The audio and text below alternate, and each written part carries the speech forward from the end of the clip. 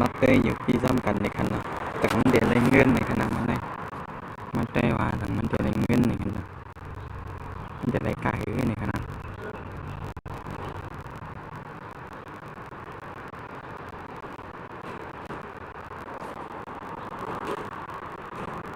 ก็เลยเขาขวาดยะ